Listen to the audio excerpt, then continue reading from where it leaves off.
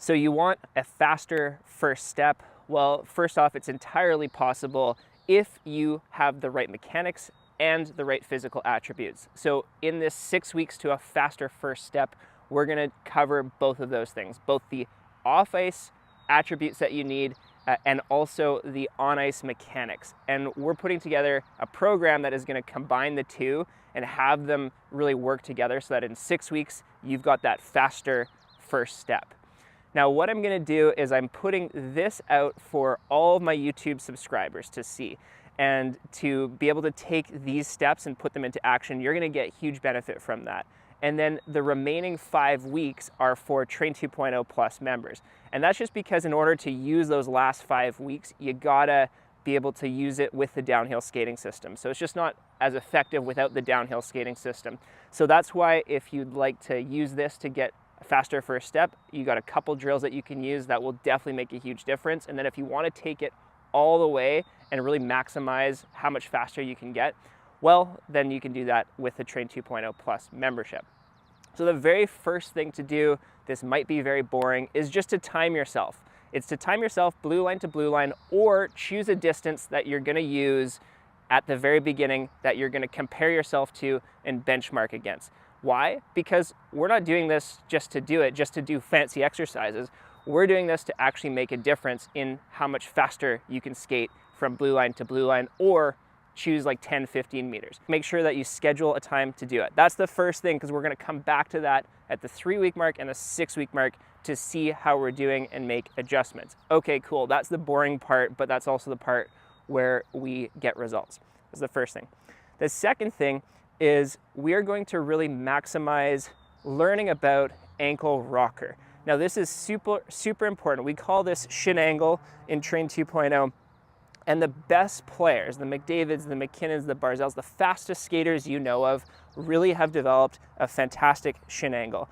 Now, we call it aggressive heel pressure and shin angle at Train 2.0 because what we have with the best players is they have both their knee forward, but then they actually control their movement with their heel. What that allows them to do is it allows them to be both balanced, but also able to accelerate. Balanced and controlled and able to accelerate. So being able to have both shin angle plus heel pressure allows for maximum rocker, being able to use the rocker as much as possible. And those are the mechanics needed to get you moving as fast as possible. Remember, we're gonna train both the off-ice attributes and the mechanics. So we're gonna do both of those, but the first thing that we're gonna focus on is that rocker. So we've got 2 exercises for that off-ice in week 1, and then I'll talk about the on-ice component and the Mars blade component. So the first exercise is really simply a ATG split squat. Okay, so what we're doing with that is we're just stepping forward onto the heel to get that heel pressure, and then we're having the knee travel forward over the toe with the goal of having our hamstring cover our calf.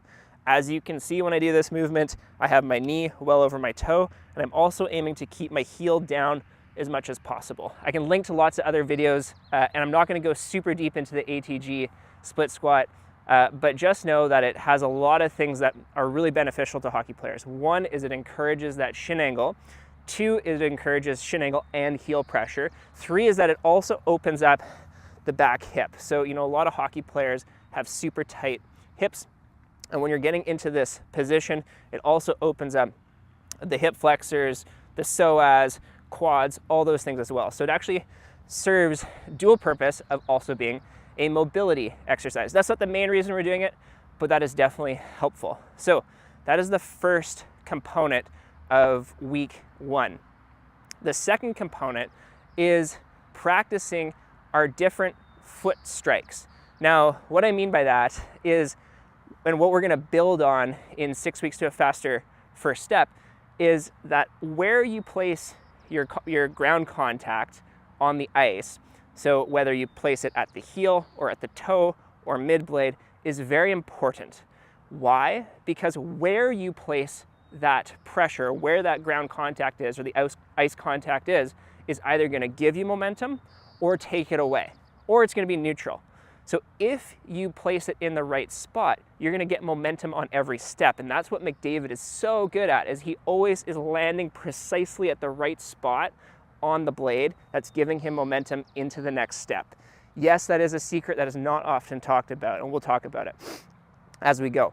So that's why it's important for us to learn that. So off ice, what we're gonna practice is we're gonna practice those foot strikes. It's not gonna be exactly the same, but it's gonna give you the feeling in your lower leg that you can then translate to the ice, and we'll talk about that. Ice or Mars blades. So here are the progressions. The main progression is starting by contrasting your movement. Our bodies learn really well by contrasting the right way and the wrong way of doing things, and you can actually create that movement, or you can create that learning without even like having to have any cues, just by testing out different movement patterns. So the first thing we do is we're gonna practice running. I suggest doing it for at least 20 meters, and we're gonna practice running right on our toes. So we're gonna get right up on our tiptoes, and we're gonna just practice running like this. And the reason we're doing that is just to feel what it's like to have the tension in the calves, and then also to feel how much movement we actually get and how much momentum we get on each step. Then we're going to go and we're going to contrast that with running on our heels. So we're going to practice running on our heels like this. And again, that's to feel how much momentum we get on each step and how much we get slowed down and where the tension is in the body. Once we've done both toes and heels, then we're going to find a place in between where our knees are over our toes, and we're not landing completely on our heels and we're not landing completely on our toes. We're landing kind of on the balls of our foot, and we're paying attention to, do I get momentum on each step, and how much tension do I feel on each step? So that is the running contrast drill that we do. And if you think that looks like pose running, you're right, it is, and it makes a huge difference, because what we're aiming to get at is we're aiming to feel that there's this spot in between the toe and in between the heel where when you land there, it springs you into your next step.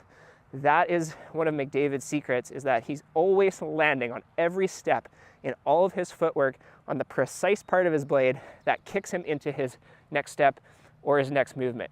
He uses the rocker and the blade better than any other player in the NHL, and I think that's why he's the best skater in the NHL. There, I said it. Now, how does that combine, and how do we translate that on the ice?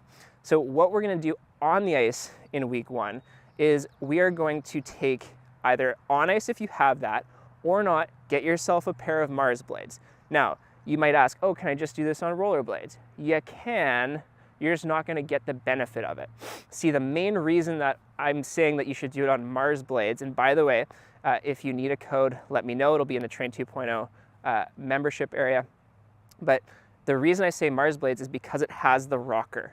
So what we're aiming to work on, what we're aiming to develop here, is landing precisely on that rocker point where if you land there, it's going to kick you into the next step.